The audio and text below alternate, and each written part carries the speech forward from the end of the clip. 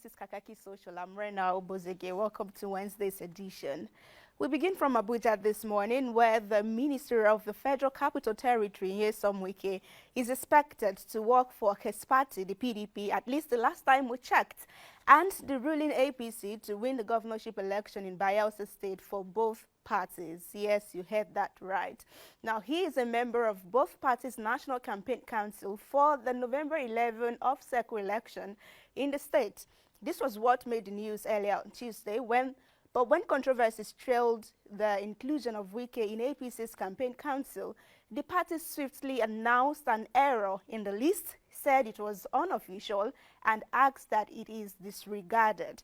Now, they have a new press conference that made the news yesterday. But this is, I don't expect you to read this, it's quite a lot, but Wike is number 3 here for the APC, and then he's just somewhere around 20-something for the PDP. I don't know how he's expected to serve in both capacities for the same election, the same states, the same dates, and all of that. But yeah, the APC has said there is an error, and they are making efforts to make sure it is corrected. Let's have some reaction to this quickly. For this user, it says PDP lost its value. It's no more an opposing party. For Ade, it says PDP doesn't have the balls to suspend Wike, all because they've built the party's financial stability around Rivers State, and they know Sim is still very much under Wike's control. By the way, Sim is Wike's successor.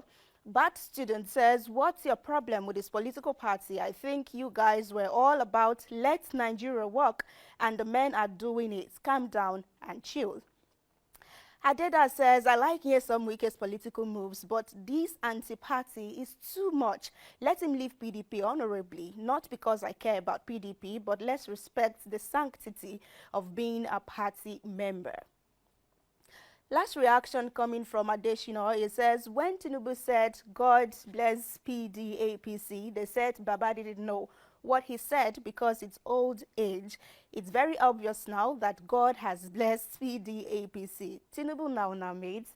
Well, let's see what development we'll be having today. But away from that, the internal wrangling in the new Nigeria People's Party, NNPP, kind of deepened yesterday with suspension and counter-suspension of members. Now, in Lagos earlier on Tuesday, a group within the party led by Boniface Bonam and Agbo Mail suspended the standard bearer for the 2023 presidential election, that's Rabiu Musa Kwankwaso, over alleged anti-party activities. On the other hand, at another meeting, but this time in Abuja, supporters of Kwankwaso also suspended the chieftains that suspended Kwankwaso earlier. Now, the Kano State governor was around, that's Abba Yusuf and Buba Galadima. They were present at the one in Abuja. And people are like, is that 1-1 or is anybody winning already? But for the group, in support of Kwankwaso or against Kwankwaso, what Kwankwaso did was that, let's see briefly, that Kwankwaso was involved in anti-party activities in various meetings and political discussions with President Bola Ahmed Tinubu, then candidate of the All Progressives Congress APC, his People's Democratic Party PDP counterpart Atiku Abubakar, and Labour Party LPs Peter Obi. Now that's his offense, and that's why he's been suspended. People were asking yesterday if you can suspend the founder of a party, but the first man I mentioned, the Annie, let me look at that now so I get his name very rightly, was the one who founded the party but then handed it over to Kwankwaso.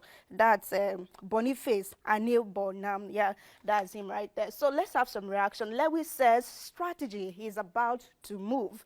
Also reacting is Sohigam, who says we didn't know NNPP until Kwankwaso's presidential ambition. In fact, you would think he kind of founded the party and has a grip over it. Shocking how this is happening. King Kuru says there is no crisis in NNPP, it is only a charade. Ganduje can't be the national chairman of APC, and his state, Kano, is under the control of an opposition party. The suspension of Kwankwaso is just to create a division so the state can creep into APC's hands. It's just a game. Joby says, let them continue to disgrace themselves till we regain our mandate.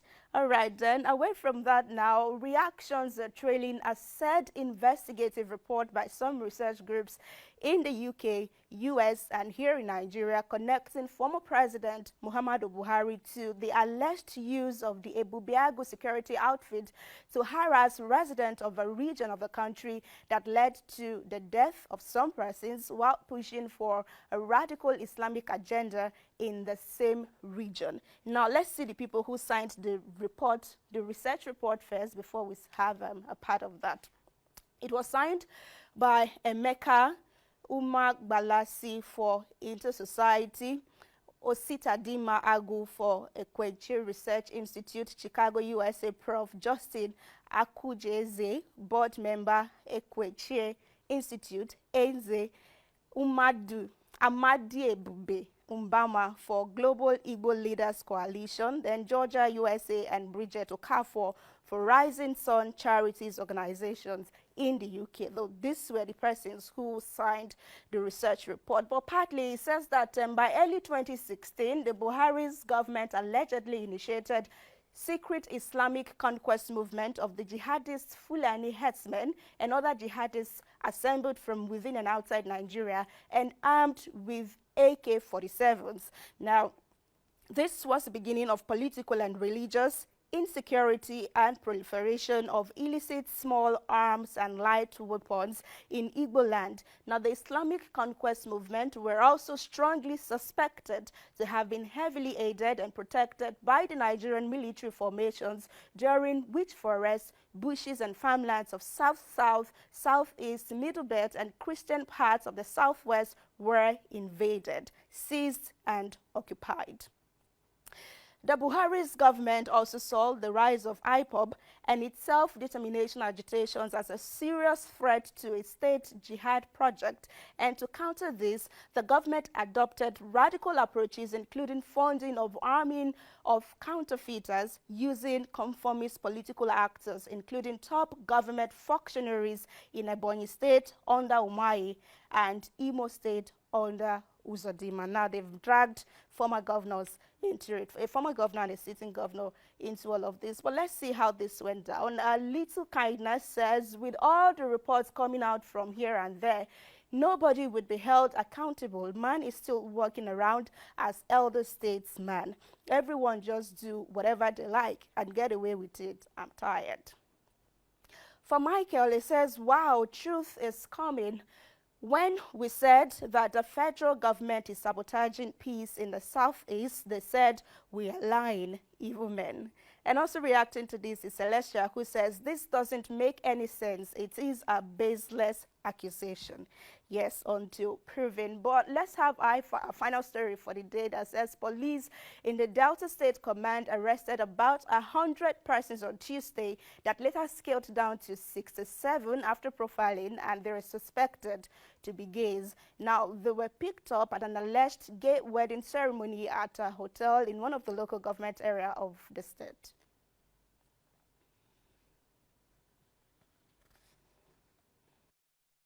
Are you a gay? Yes. How long have you been with a gay? 4 years now. And I'm telling you, the least sentence upon conviction, if found guilty, is 14 years imprisonment.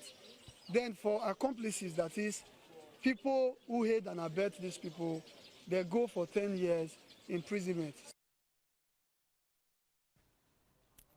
All right, let's see how people reacted. For Zubi, it said they attended a gay wedding, so then they must be gay.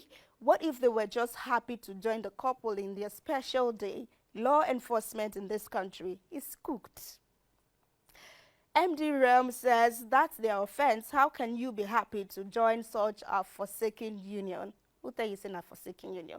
For Sir Yahweh, it says, Najakwa moves these guys they arrange. So before you know it, all these LGBTQ movements in the name of human rights will start campaigning for their release. Also reacting is Olamile Kon, who says, shame on Nigeria, please. You arrest all these ones because they don't have names or money, like the likes of Bobrisky and James Brown, walk freely in the society, attend parties freely. You did not arrest them. Well, I don't know if cross-dressers are you know, straight off gay or suspected to be gay. But let's see how this would go down.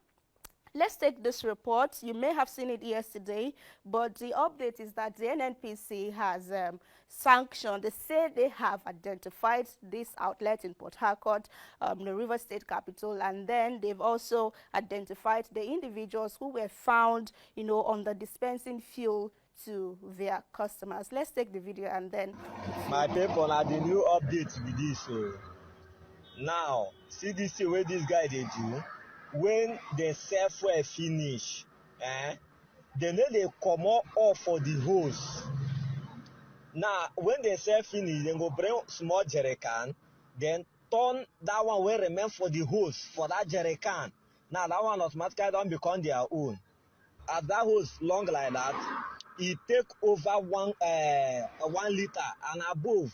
See, I see this guy now. See, and then they turn your own. The other guy don't turn your own. This one now they turn your own. So if they go fleet station to buy fuel, me they very careful. This is for Port Harcourt. Now NNPC where they for ShopRite for where they ShopRite about roads. Now be this one now. I know why I call their name because they don't always come us. Now make you go your drive from here to here. Fuel don't finish. You go to ask yourself.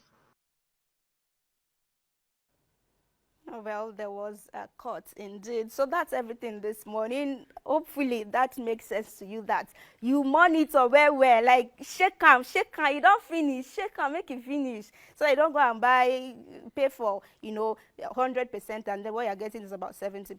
So yeah, thank you so much. I'll see you again.